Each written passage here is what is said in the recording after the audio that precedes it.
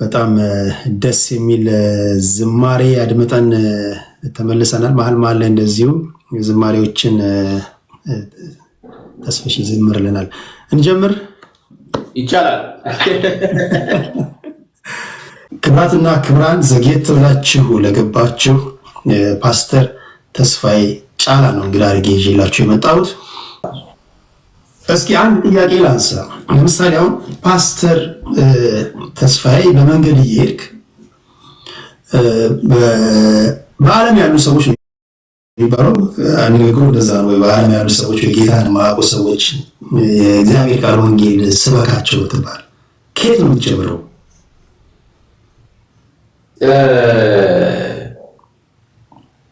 ይህማ ከፍቅር ነው። ከፍቅር ሰው እኮ እግዚአብሔር ዓለሙን ስለወደደ ይላል አይደል? ዓለሙን ስለወደደ አንድያ ልጁ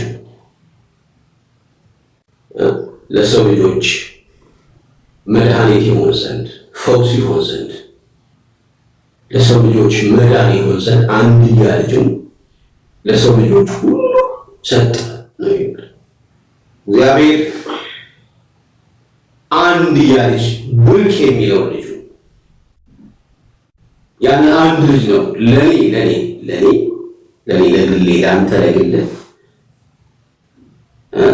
ለማንኛውም ሰው በዚህ ምድር ላይ ላለ ሰው ሁሉ እግዚአብሔር የሰጠው ስጦታ አንድ ስጦታ ያ አንድያ ልጁ ኢየሱስ ክርስቶስ እሱ ስለኔና ስለ አንተ ዋጋ ከፍሎ አሁን ስለሚሰሙ ሰዎች፣ አሁን በዚህ ስለሚሰሙ ሰዎች፣ አሁን በዚህ ስለሚያዩ ሰዎች፣ አሁን በተለያየ አጋጣሚ ይሄንን ያንተን ፕሮግራም ለሚከታተሉ ሰዎች ምናልባት ስለ ሃይማኖት ብዙም ግድ የማይላቸው ወይም የተለያየ አመለካከት ያላቸው ሰዎች አንድ ነገር ማቀው አንድ ነገር እውነት እንደሆነ እርግጠኛ ሆኜ የምናገረው ጌታ ኢየሱስ ክርስቶስ ለእነሱና ለእኔ ለአንተ ሕይወቱን ሰጥቷል። እግዚአብሔር እኛን ስለሚወድ ፍቅር ነው። እግዚአብሔር ሲጀምር ወዶም ነው የጀመረው። እግዚአብሔር ሲጀምር ተቀብሎ ነው የጀመረው። እግዚአብሔር ሲጀምር መፍትሄ ሰጥቶ ነው የጀመረው። እሱም በክርስቶስ ኢየሱስ በኩል ነው። እሱም በክርስቶስ ኢየሱስ በኩል ነው ወደኛ የመጣው እና እግዚአብሔር ይመስገን። ይሄ ቸል የምንለው አጋጣሚ የምንሰማው ሳይሆን የመለኮት ጥሪ ነው። መለኮት ሲጣራ ከሰማይ እግዚአብሔር ሲጣራ ከሰማይ በልጁ በኢየሱስ ክርስቶስ በኩል ነው የተጣራው እና ከዚህ የሚበልጥ እውነት ከዚህ የሚበልጥ ሕይወት የለም። እግዚአብሔር ይባርክ። አሜን አሜን አሜን። ካስረዘምክ በለኝ። ምንም ሰው 200 ሰዎች በፍቅር የፍቅር እዚህ ኢሞጂ ነው የሚባለው የፍቅር ምልክት እየገለጹ ነው። በጣም በጣም ነው የማመሰግነው አድማጮቼ። መሀል መሀል ላይ ደግሞ አንዳንድ ጥያቄዎችንም አከል አድርጋለሁ። ብዙ ጊዜ ሰዎች ወደ ጌታ ቤት መጡ ሲባል ገንዘብ ተከፍሏችሁ ነው። ተስፍሽማ ያኔ ወደ ጌታ ቤት ስትሄድ የሆነ ሳንቲም ተሰጥቶ ነው የሆነ ጥቅማ ጥቅም ኖሮት ነው ይባላል እና እንደ ወደ ጌታ ቤት ስትመጣ ተከፍለዋል?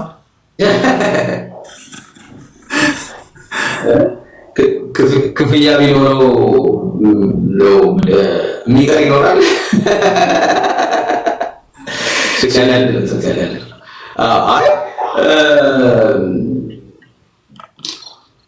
መቼስ ያው የተለያየ አይነት ሰዎች የተለያየ አይነት ሪፍሌክሽን ሊሰጡ ይችላሉ።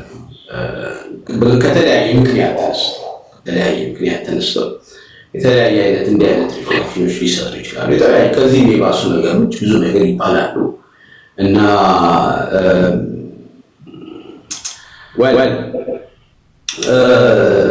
መቼስ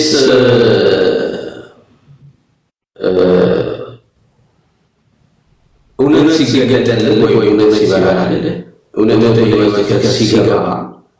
ሲገባ እውነት በቃ በልብ ሲገለጥ ወደ ኋላ የምትሄድበት አቅም አይኖርም እና ጌታን የመከተል ጉዳይ የእውነት ጉዳይ ነው፣ የመገለጥ ጉዳይ ነው። ሰዎች ገብቷቸው አምነውበት ኢየሱስ ክርስቶስ ጌታዬ ነው ብለው አምነው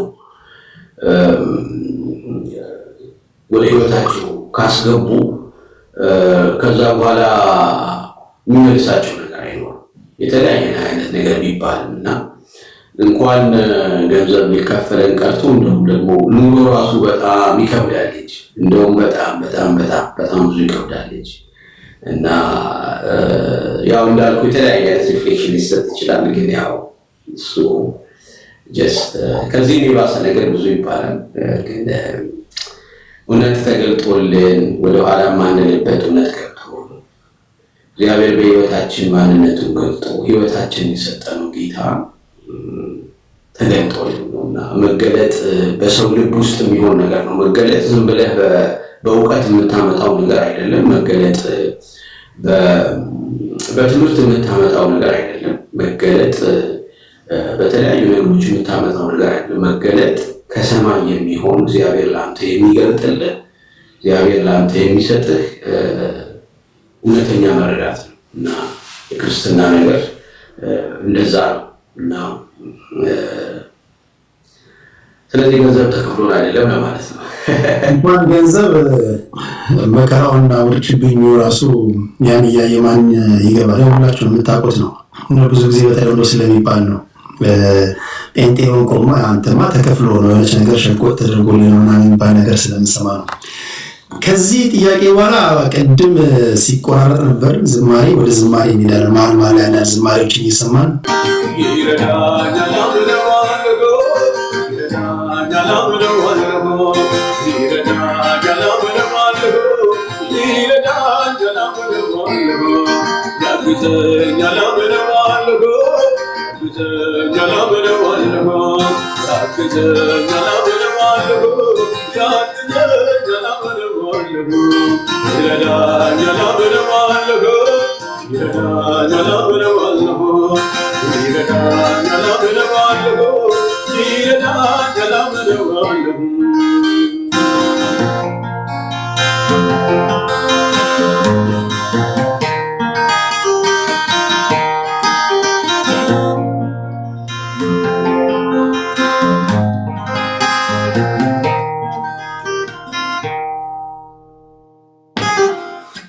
ሃሌሉያ እግዚአብሔር ይባርክ ተስፍሽ። አሜን አሜን አሜን አሜን። ወዳጆቼ ጌታ ይባርካችሁ። እንዴት ነው? እየተባረካችሁ ነው? እንዴት ነው ቅዳሜያችሁ? እንዴት እየሄደ ነው? ዘግየት ብላችሁ ለገባችሁ 3200 ሰዎች ላይ ተጨመራችሁ። ፓስተር ተስፋዬ ጫላ ነው እንግዳ አድርጌ ያመጣሁላችሁ። በጣም ብዙዎች ደስተኞች ናቸው። ዋው አሜን አሜን። ቴዲዬ እንመለሳለን። መሀል ላይ አጠራጠር ያሉ ጥያቄዎችን እየጠየቅኩኝ የተጨዋወትን ዝማሬና ጥያቄና መልስ ነው የምናደርገው። እስኪ አንድ ደግሞ ጥያቄ ልጨምር። አንዳንድ ሰዎች አሁን የእናንተን ዘመን ክርስትና ያሉ የከፈላችሁትን ዋጋ የመጣችሁበትን መንገድ ለጌታ ያላችሁን ቀናነት ያዩና ክርስትና ድሮ የነበረው ክርስትናና አሁን ያለው አይገናኝም የሚል ንጽጽር ይሰራሉ። እና እንደው በአንተ ተስፍሽ በዚህ ዘመን ያለውን ክርስትና እና በአንተ በጀመርክበት አካባቢ የነበረውን በታይም ፔሪድም ከፋፍለ ማስቀመጥ ትችላለህ? እንዴት ትገልጸዋል? አንዳንዶች አሁን ብዛት ነው እንጂ ጥራት የለም ይላሉ። ጥራት አለ። ለጌታ እስከ መሞትም ድረስ እስከ መገረፍም ዋጋ እስከ መክፈልም የሚደርሱ ቆራጥ ክርስቲያኖች የነበሩበት ነው ይላሉና ይሄ ነገር ትክክል ነው? እንዴት ታያለህ ያሁን ዘመንን ክርስትና?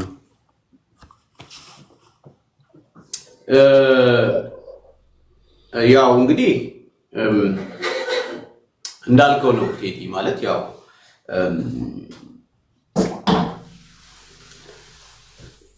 ምንድነው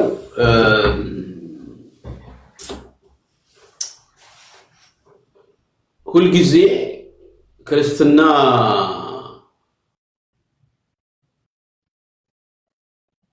ውበት የሚኖረው ክርስትና ውበት ያለው በፈተና ውስጥ ነው እና ማለት ያው የፈተና ወዳጅ ለመሆን ሳይሆን የፈተና ወዳጅ በቃ ፈተና ይምጣ ብለን ለመጸለይ ሳይሆን ነገር ግን ውበቱ የሚወጣው ማለት ነው። ውበቱ የሚገለጠው በተለያየ አይነት ቻሌንጅ ውስጥ ስናልፍ ይሄ ጌታን የመታመናችን ነገር የውስጣችን ነገር እየጠነከረ ስለሚታይ በቃ ይሄ ለውበት ይሆናል እና ይሄ የማይካድ ነገር ነው። ግን ያው እንዳልከው ደግሞ በሀገራችን ኮንቴክስት በሀገራችን አካሄድ ደግሞ ስንመለከተው እውነት ነው። እንግዲህ ነገሮች ሊኖሩ ይችላሉ። ምንድነው አንደኛ ቁጥራችን እንደ አገርም አይደል የዛሬ 20 ዓመት የነበረው የምድራችን የሰው ፖፑሌሽን ቁጥርና አሁን ያለው አንድ አይደለም፣ በብዙ ቁጥር ጨምሯል። በዛው መልኩ ደግሞ እንግዲህ ይሄ የወንጌል አማኝ የሚባለው ክርስትናም ደግሞ በዛው በኩል ጨምሯል። ግን በተወሰነ እንዳልከው በዘመናት ብንከፍለው እንዴት ነው የሚሆነው? በተለይ ደግሞ ያው ይሄ የወንጌል አማኙ በነፃነት ማምለክ በጀመረበት ጊዜ ወደ ቤተክርስቲያን ብዙ ሰው ጎረፈ፣ ብዙ ሰው መጣ፣ ብዙ ሰው አስተናገድን እና የሚመስለኝ እንግዲህ ሰዎችን አንደኛ በሁለት ስቴፕ ነው እኔ የምከፍለው። አንደኛ ሰዎችን ጌታን አምነው ተቀብለው የህይወታቸው አዳኝ አድርገው እግዚአብሔርን ማመን ከጀመሩበት ጌታን ከተቀበሉበት ጊዜ ጀምሮ ያለው ብቻ ሳይሆን ጌታ ኢየሱስ ክርስቶስ ምንድን ነው ያለው? እያስተማራችኋቸው ደቀ መዛሙርቴ አድርጓቸው ያለው። ደቀ መዛሙርቴ አድርጓቸው ምን ማለት ነው? ደቀ መዛሙርት ማለት መምህር ማለት ነው፣ ተማሪ ማለት ነው። ምንድነው? አስተማሪውን የሚመስል ባረማመዱ፣ ባነጋገሩ፣ ባካሄዱ፣ ባገባቡ፣ ባወጣጡ፣ በሚያደርጋቸው ነገሮች ጌታ ኢየሱስ ክርስቶስን የሚመስል ሰው ማለት ነው እና ጌታ ኢየሱስ ክርስቶስ ደቀ መዛሙርቴ አድርጓቸው ነው ያለው። እና እንግዲህ ደቀ መዛሙርት ከሆነ ሰው ጌታን የሚመስል ህይወት ይኖራል። ልክ የጌታውን አይነት አረማመድ፣ የጌታውን አይነት አካሄድ ይሄዳል። ካልሆነስ? ስለዚህ አንድ ሰው አምኖ ቤተክርስቲያንም እየመጣ ስሙ ክርስቲያንም እየሆነ በየትኛውም እምነት ሊሆን ይችላል፣ በኦርቶዶክስም ሊሆን ይችላል፣ በፕሮቴስታንቱም ሊሆን ይችላል፣ በካቶሊኩም ሊሆን ይችላል፣ በተለያየው ሊሆን ይችላል አይደል? እግዚአብሔርን አምናለሁ ብሎ ነገር ግን አስተማሪውን የሚመስል የደቀ መዝሙር ህይወት ከሌለው ህይወቱ የተለወጠ ሊሆን አይችልም። ስለዚህ እኔ ሳስበው አሁን ምናልባት ብዙ አማኞች ሊሆኑ ይችላሉ፣ በጣም ብዙ አማኞች፣ ቁጥራቸው በጣም ብዙ አማኞች ሊሆኑ ይችላሉ። ግን ደቀ መዛሙርት የትኞቹ ናቸው የሚለውን ስንመለከት እዛ ጋር እንግዲህ ልዩነት ሊኖር ይችላል። ደቀ መዝሙር ማለት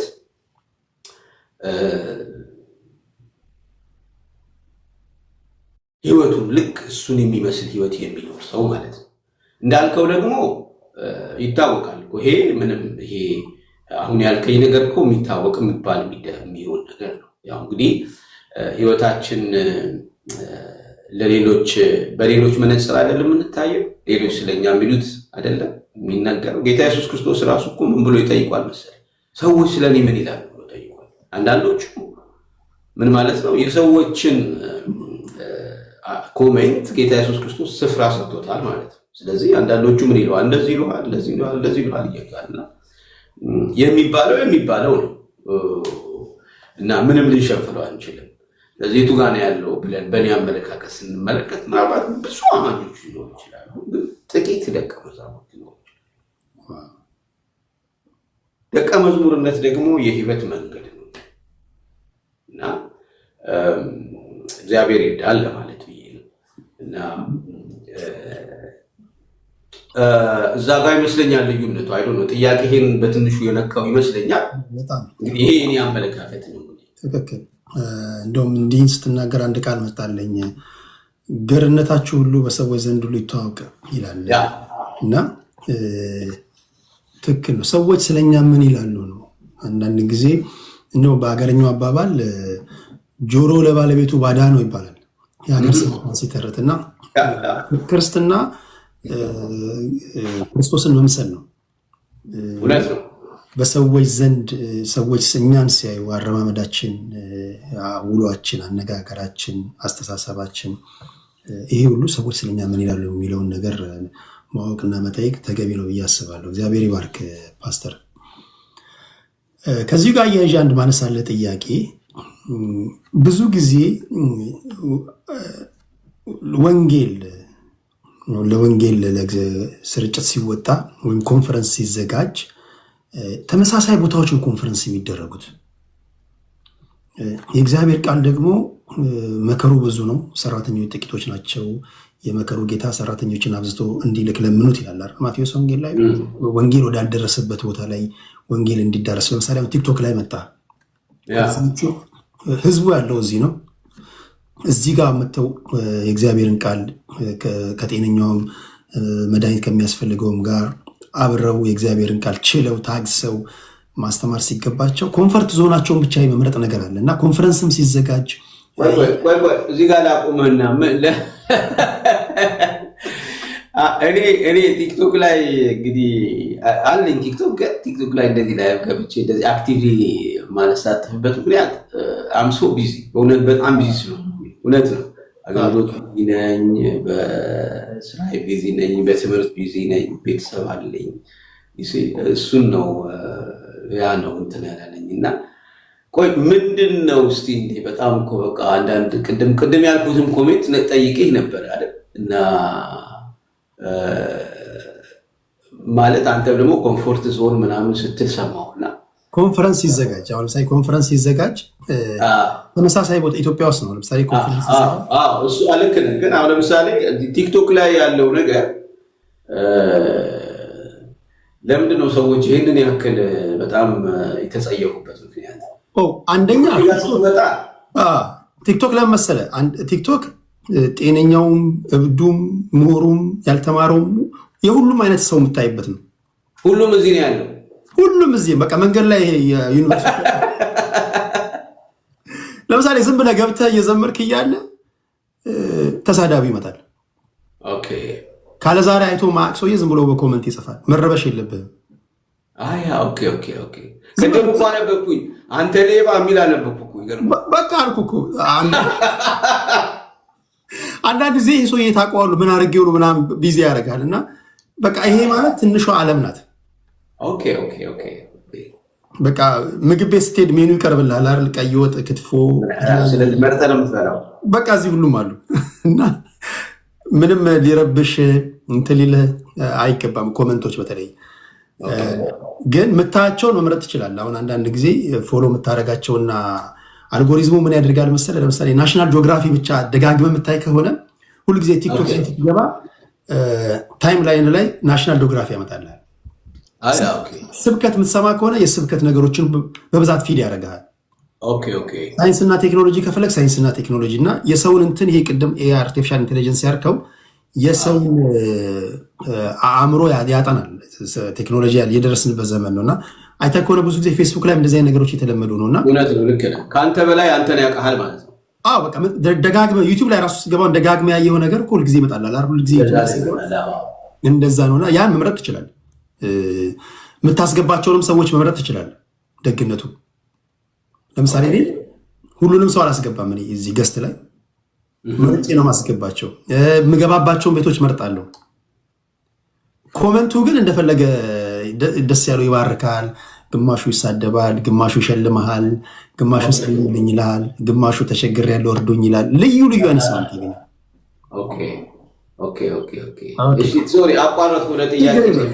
ችግር የለውም። እየተዘጋጀ ስለሆነ ወደ ቲክቶክ ለመምጣት እንትን እንዳትል ብዬ ነው። ጥያቄ ለምሳሌ ኮንፈረንስ ሲዘጋጅ አዳዲስ ቦታዎች ብዙ ጊዜ ሳይሆን የተለመዱ ቦታዎች ነው። ወንጌል ለምንድን ነው ስርጭቱ ማይሰፋው የሚሉ ወገኖች አሉ እና እንደዚህ አይነት ነገሮችን ታዝበሃል ለማለት ነው። ታዝበሃል ምናልባት?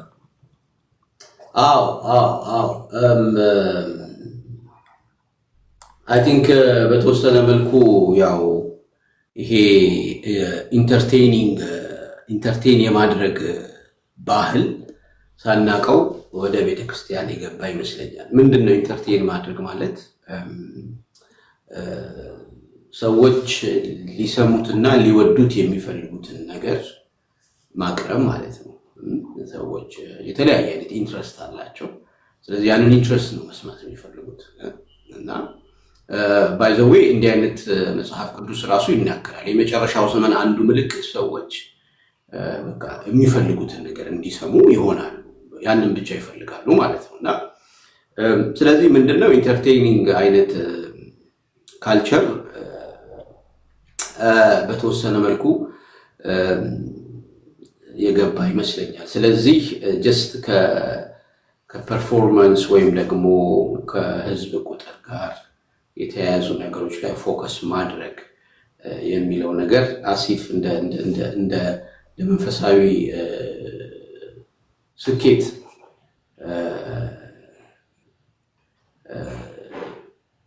እያሉ የሆነ ስለመጣ ከዛ አንጻር ያው በዛ አንጻር ይመስለኛል እንግዲህ ያው ብዙዎቻችን እንዳልከው ወደ ሌለበት ከመሄድ ይልቅ ወደ ሞቀበት የሚለው ሐሳብ በጣም ብዙዎቻችንን ያው በጣም ኢንፍሉዌንስ ያደርገን ይመስለኛል እና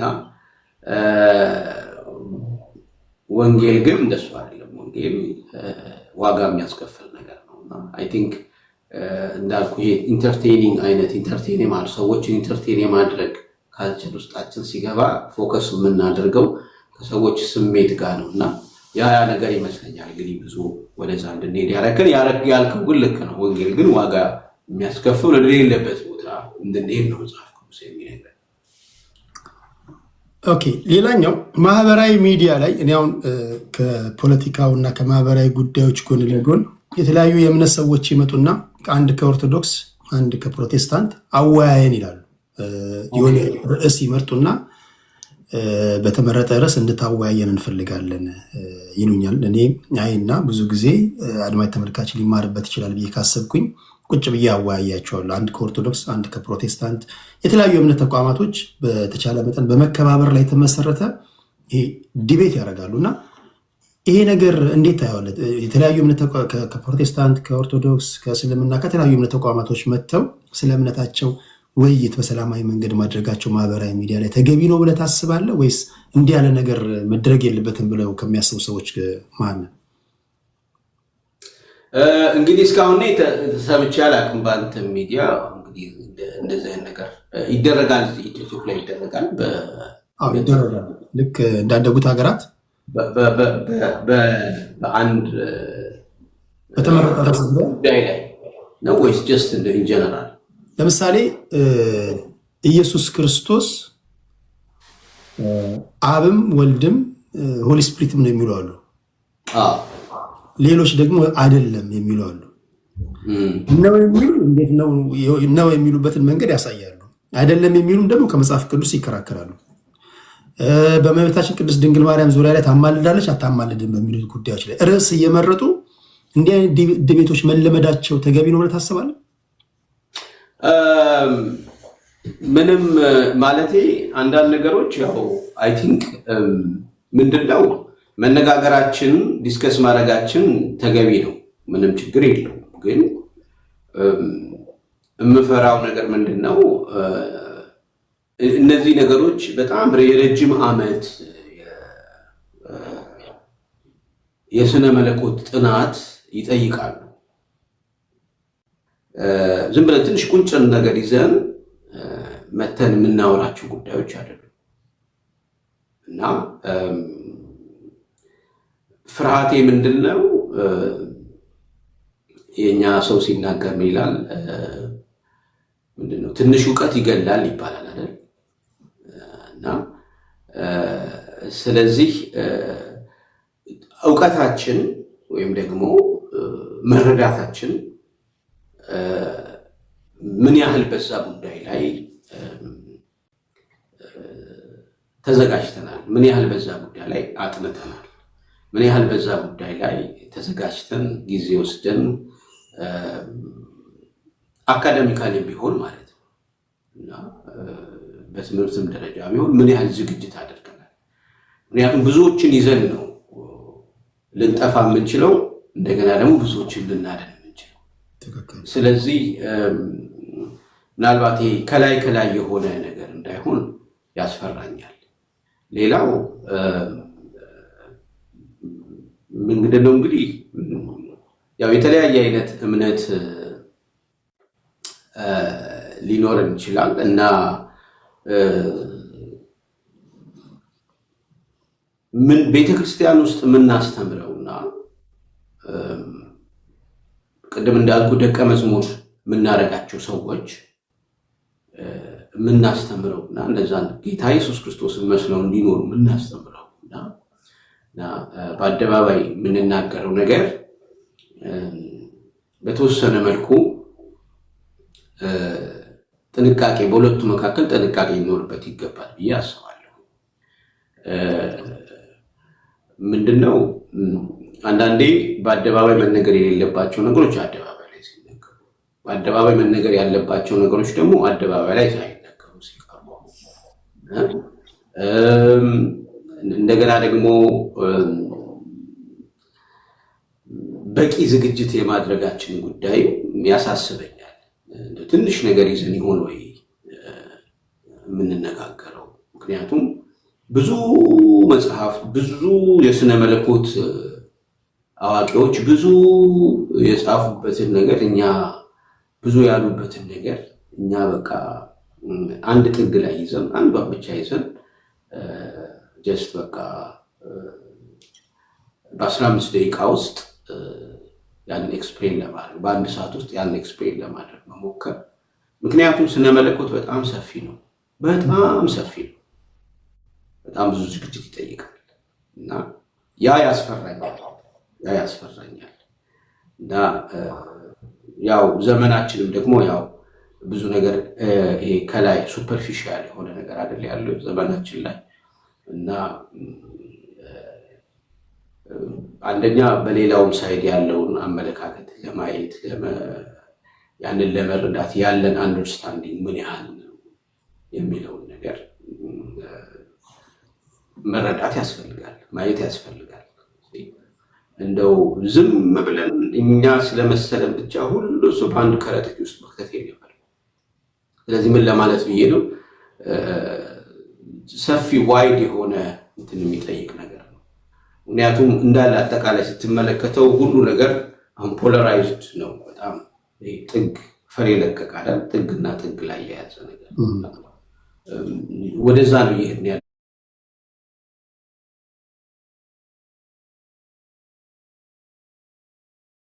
ነው አይደል? አካሄዳችን እንደሱ ነው። ፖለቲካው እንደሱ እየሆነ ነው። በሃይማኖት አይደለም ግን በቂ ዝግጅት ሳይኖረን ከመናገር አለመናገር ይበልጣል የሚለውን ነገር ነው እኔ ብዙ አቴንሽን ሰጥቼ የምናገረው። ወይም በጣም በደንብ ልከው ወይም በመንፈሳዊ ቋንቋ የቃል ሙላት ሳይኖራችሁ ለአደባባይ ላይ ውይይት ባትመጡ። ምክንያቱም አንዳንድ ጊዜ ከምታለሙት የምታጠፉት ሊበልጥ ስለሚችል ያለንበት ዘመን 21ኛው ክፍለ ዘመን ስለሆነ እያንዳንዱ ነገር ሪከርድ ስለሚደረግ ጥንቃቄ የሚያስፈልገው ነገር ስለሆነ ነው። ኦቨርኦል ሀሳቡን ገዝቼዋለሁ።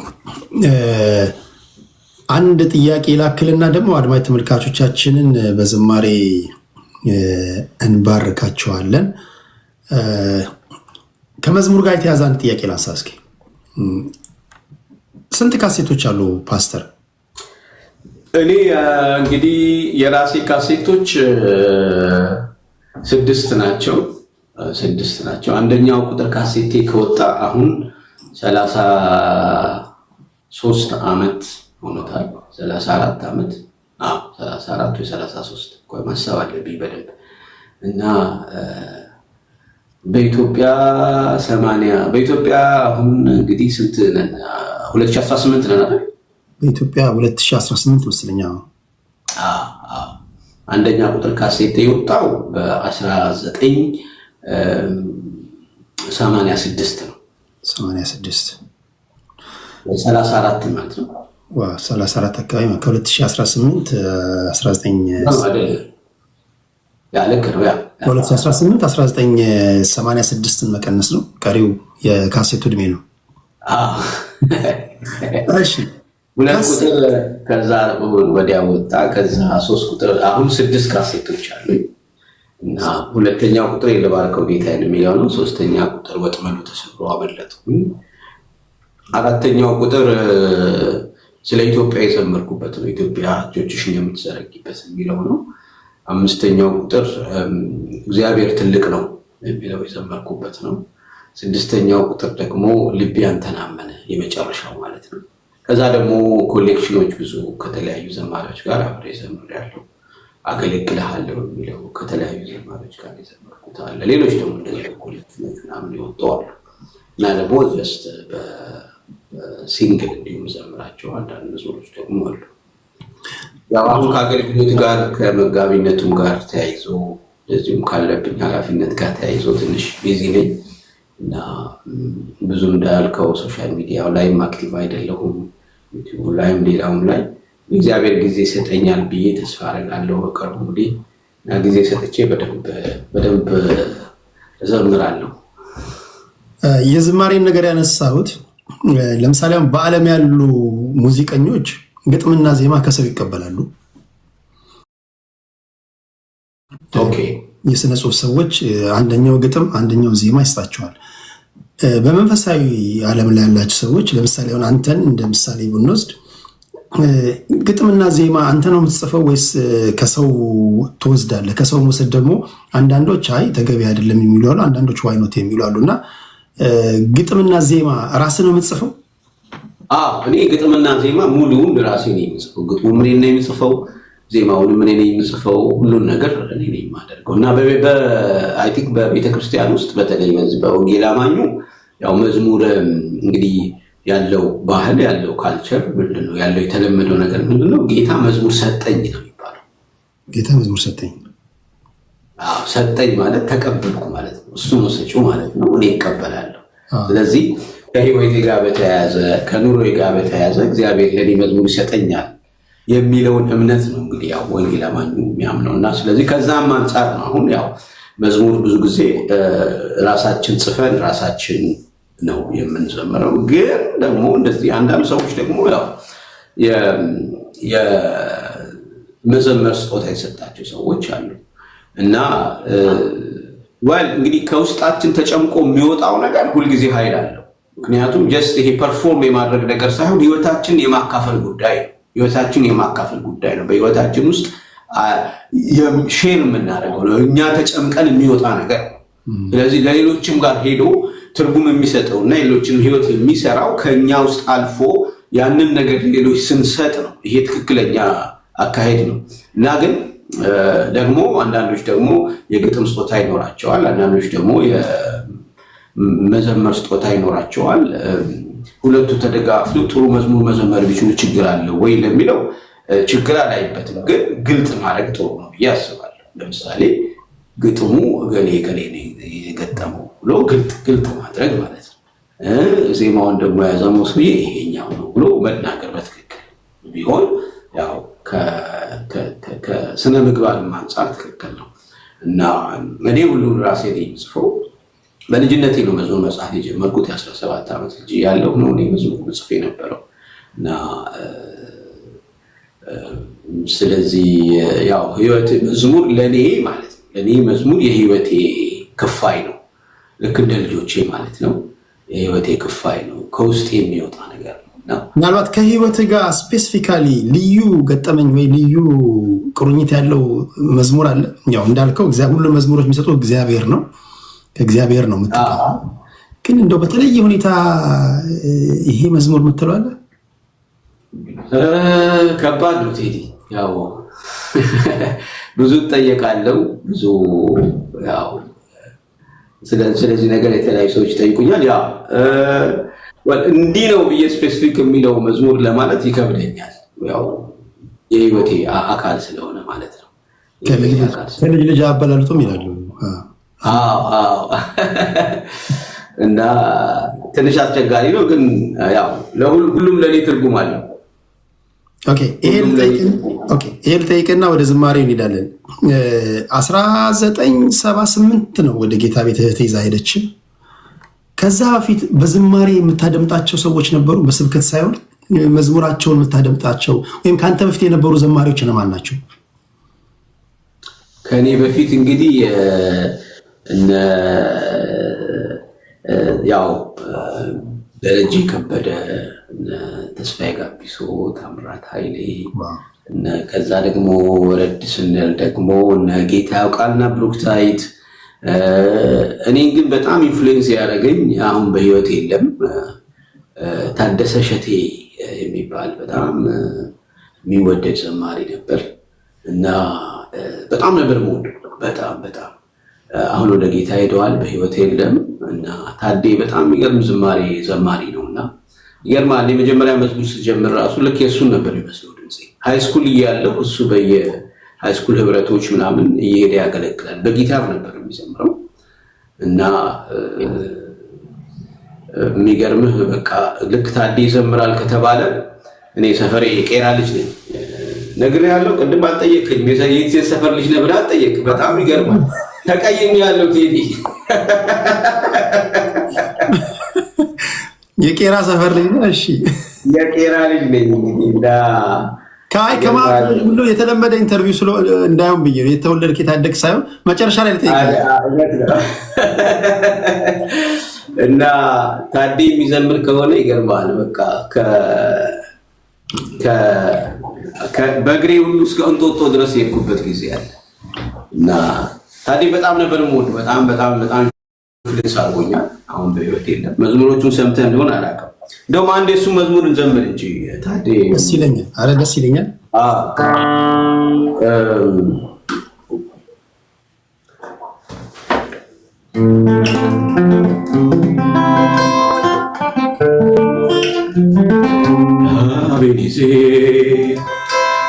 አቤኔዜር እስከ ዛሬ ድረስ እግዚአብሔር ረድቶናል፣ እንደተለመደ አድርጎልናል።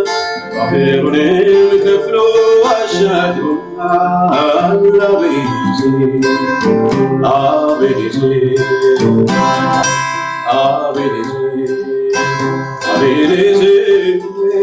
እስከ ዛሬ ድረስ እግዚአብሔር ረድቶናል፣ እንደተለመደ አድርጎልናል። ባህሩንም ከፍሎ አሻግሮናል። አቤኔዜር እስከ ዛሬ ድረስ እግዚአብሔር ረድቶናል፣ እንደተለመደ አድርጎልናል። ባህሩንም ከፍሎ አሻግሮናል።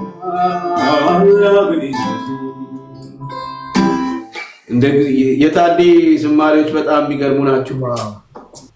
ታደሰ ሸቴን የምታውቁ ሰዎች ካላችሁ ያው በህይወት የለምና እና በጣም ኢንፍሉዌንስ አድርጎኛል። በጣም ነው የሱ መዝሙሮች ብዙ ዘምረው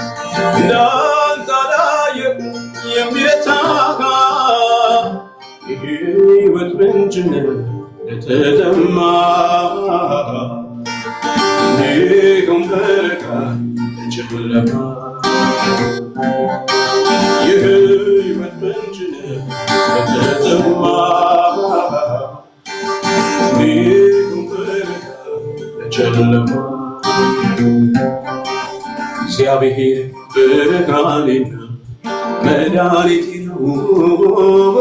እግዚአብሔር ብርሃኔና መድኃኒቴ ነው።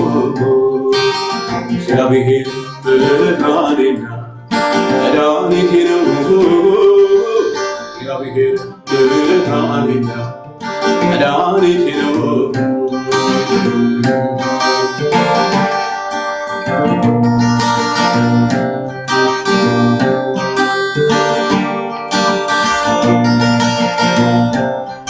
ቀንበር ያከበደው በጫንቃዬ የነፍሴ ፈላጊ ባላንጣዬ እግዚአብሔር ቀጤ ስር አስገዛልኝ እንድቀጠቅጥ አደረገ። ሰልፉ ቢነሳብኝ ልቤ አይፈራ ጌታ ብርሃኔ ነው ለዘላለም። ሰልፉ ቢነሳብኝ ልቤ አይፈራ ጌታ ብርሃኔ ነው ለዘላለም። እግዚአብሔር ብርሃኔና መድኃኒቴ ነው። እግዚአብሔር ብርሃኔና መድኃኒቴ ነው። እግዚአብሔር ብርሃኔና መድኃኒቴ ነው። እግዚአብሔር ብርሃኔና መድኃኒቴ ነው። ከባርነት ቀንበር ያወጣኝ እስራቴን በትር የለቀቀኝ ምስጋናዬን እንካ የኔ ጌታ እንዳንተ አላየሁም የሚረታ የሕይወት ምንጭ ለተጠማ እንዲሁም በረሃን ጨለማ የሕይወት ምንጭ ለተጠማ እንዲሁም በረሃን ጨለማ እግዚአብሔር ብርሃኔና መድኃኒቴ ነው። እግዚአብሔር ብርሃኔና መድኃኒቴ ነው።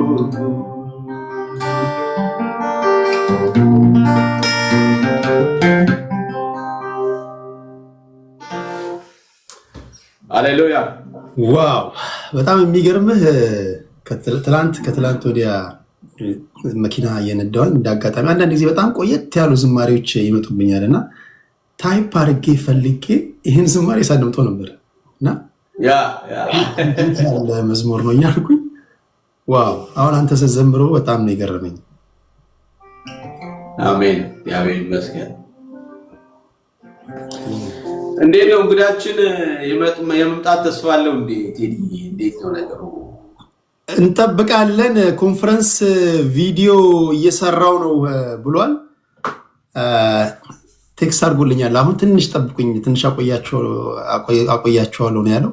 እስከዛ አንተ እስከ ምን ያህል ሰዓት ነው ያለ? ከዚህ በኋላ ምን ያህል ደቂቃ ሰዓት?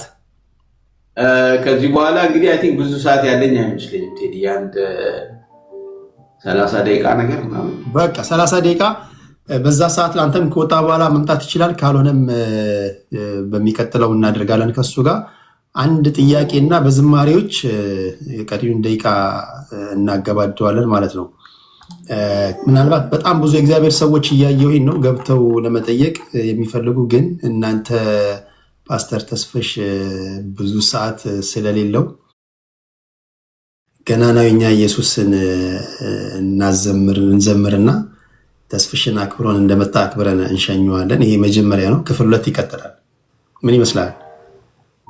እሺ፣ መልካም እንዘምር። እሺ፣ እግዚአብሔር ይመስገን። ገናናው የኛ ኢየሱስ ያው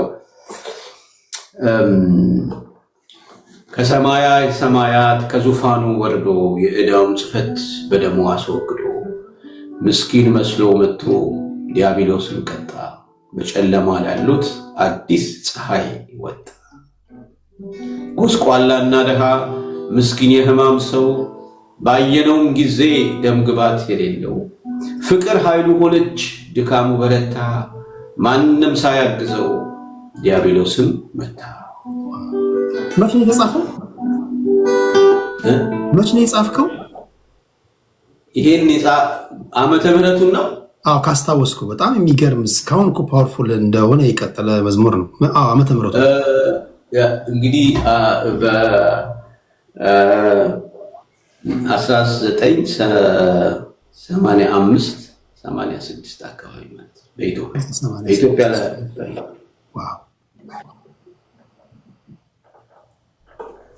ከካሴቶች እኩል አካባቢ ማለት ነው። 86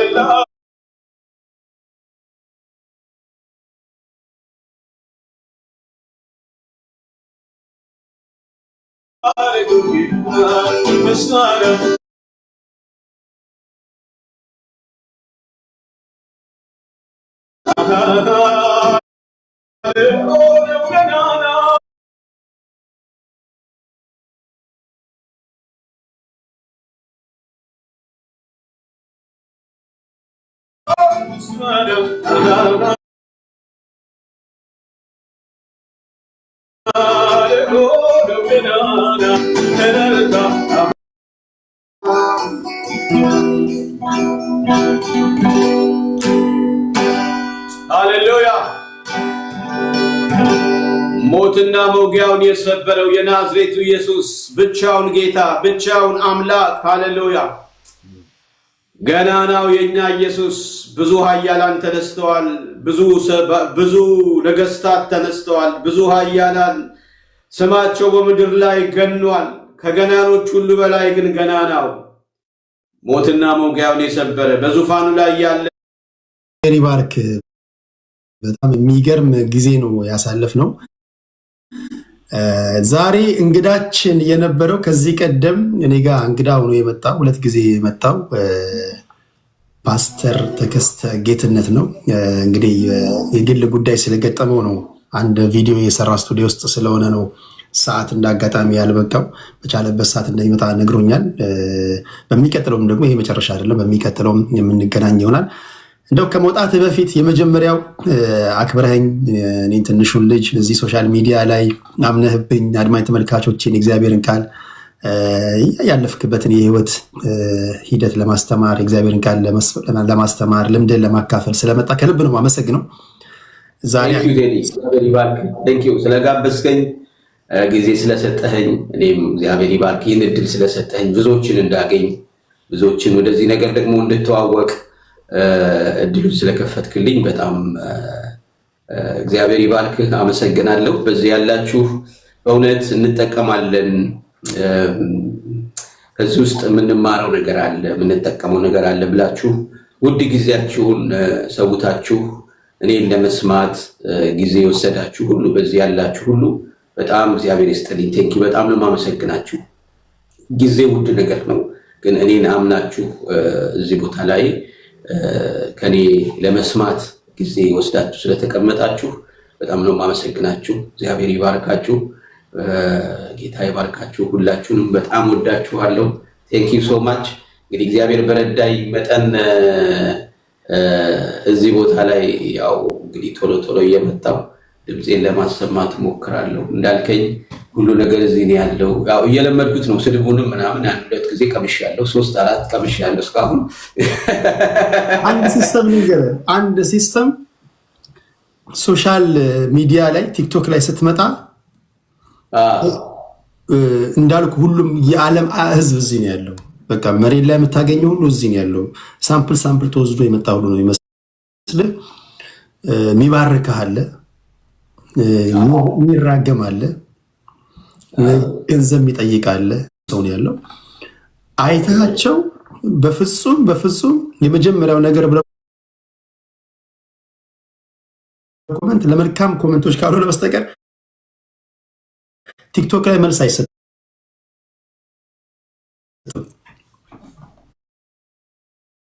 ኦኬ፣ አንዱ ትከሻን የምታጠነክርበት እሱ ነው።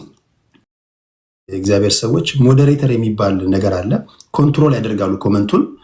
እነሱ ረባሾችን ሚዩት ያደርጋሉ። ግን አብዛኛው 95-98% እግዚአብሔር ያክብርልኝ እዚህ ቤት ያላችሁ በሙሉ ፍቅርና መልካም ኮመንቶች ነው ያየሁትና ግን ነገ ከነገ ወዲያ ስትመጣ እንዲህ ያሉ ነገሮች ቢገጥሙ ምንም እንትን እንዳትል። እውነት ነው፣ ልክ ነህ። በጣም ቴንኪው ይህንን እድል ስለከፈትክልኝ እግዚአብሔር ይባርክ።